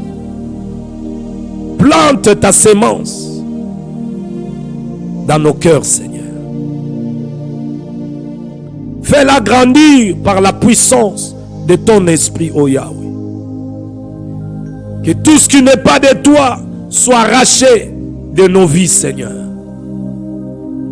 Et que ta vie, ô Seigneur Jésus-Christ, se manifeste en nous. Que notre transformation soit visible, réelle et profonde. Alléluia. Afin que ta gloire soit révélée à travers nous. Au nom puissant de Jésus-Christ. Oh my God. Yahweh Sunga. Ndeko azana nakati na libungi. Yoloba ki l'église à la Odyssée. Ozoloba eke oza riche aussi s'enrichit. Nzoka ozali pauvre ni olati bilambate. Yaka na chayokisa misu bipotuane longwa pomo na malamu. Na lati sayo obomba bolumbu na yo na bilamba motuya. O nkolo tala bango wana papa basombi mituka basombi bandako balobi baza na bozwi kasi baza bolumbu balati te baoya yo yaw yoka bango mawa kangola Yesu obayoki mungongo papa bamitali lokola liloba ne lobi otindaka liloba pe lilobe kangoli kangola Yesu yamba baoya yo transforme papa poyo zanzamboyo a transformaka. Je déclare que la sémence de la parole de Dieu est vivante. Yahweh, sémence na yo ezala bomo ikati na biso kati na bana yo. Je déclare que nos vies changent, nos esprits changent, nos pensées changent. Je déclare que nous portons du fruit et nous allons en porter en abondance. Et que ta sémence est à nous, Seigneur. Que cette sémence produit la sainteté. Que ta sémence produit en nous la sainteté, la sagesse, la puissance et la victoire. Au nom de Jésus. Nous ne resterons plus la même personne. Car ta vie, Seigneur Jésus, agit en nous. Nous sommes, bien-aimés, la preuve vivante que Jésus-Christ habite en nous. Au nom de Jésus-Christ, Seigneur, relève cela qui est endormi par ta vérité. Parce que tu as dit, vous connaîtrez la vérité et la vérité vous affranchit. Affranchis, papa, tes enfants. Baoba kangami na ba sémence corruptible. Il y a ba faux pasteurs, apôtres, prophètes, évangélistes, docteurs. Oh Seigneur, po yo lobaki Yahweh otikate baoya yo kangola bango Yesu tika lilobano ya bomoi ezala molona malamu kati ya baoya yo baoyo komisi elanga babota mbuma kombone komisama au nom de Jésus. Merci Seigneur pour notre tongo allélo pour notre poko allélo pour notre disposer baoya yo. Merci pour notre molona na yo Yesu moloni katina biso. Merci Jésus. Lorsque cette lumière Papa engengisa misuke na bana yo afin que mon côté anima lisusu atikala na pongi mon côté amitika lisusu Yahweh Papa balona te ya mabe metika Papa na liloba na pokwa na lelo ya tongo na lelo na bobaza tongo bayoka ku ya molona oyo et transformaka car Jésus tu es la sémence d'en haut que le Père a envoyé pour notre transformation. Que l'honneur et la gloire, la louange et l'adoration soient rendus à toi, la véritable sémence. La parole de Dieu est vivante, efficace. Gloire à ton nom, Seigneur Jésus. Merci, Seigneur. Que la gloire te revienne. Au nom de Jésus, j'ai ainsi prié. Amen. Bien-aimés, nous sommes à la fin de notre émission de ce soir. Tika ete kimia na nzambe, pese mo na nzambe, eton samakati. Alléluia. Nzambe oyo atindeli liloba na ye lokwa molona emema changement. Au nom de Jésus, shalom et bye bye. Si nous fait grâce, tukutani lundi. S'il revient après 16 heures ou après demain, bien aimé, le rendez-vous est dans le terre pour n'avoir pas la sémence incorruptible. Mais s'il veut patience, pour Yeo Alobi, toute plante qu'on n'a pas plantée, mon père sera déracinée. Donc, milona nyonso elona makikatino.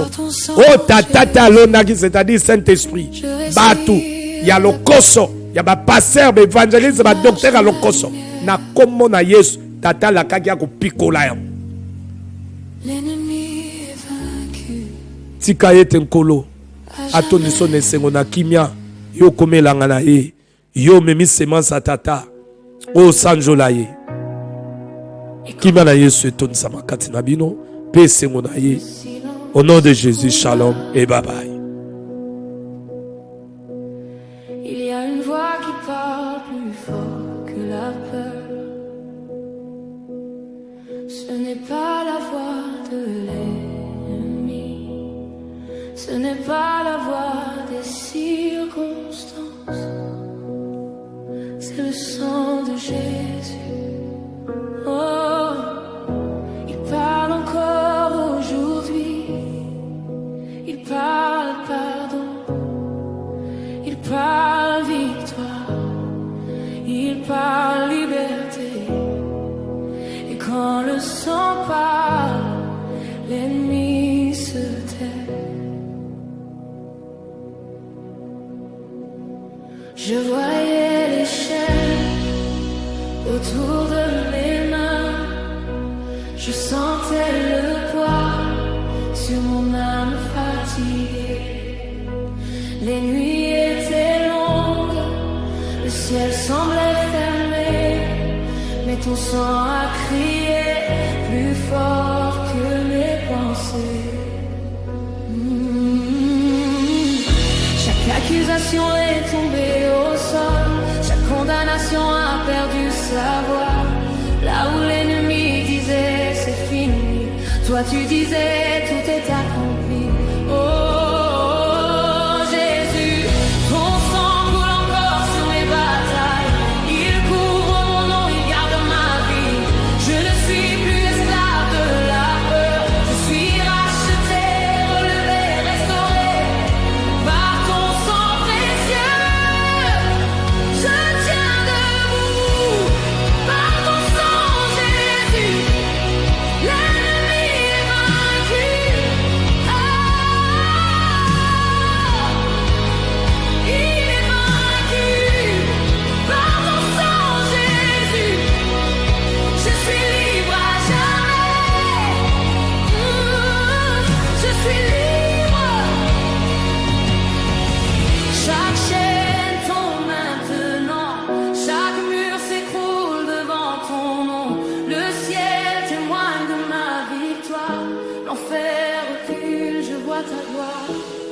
Par ton sang, Jésus, l'ennemi est vaincu.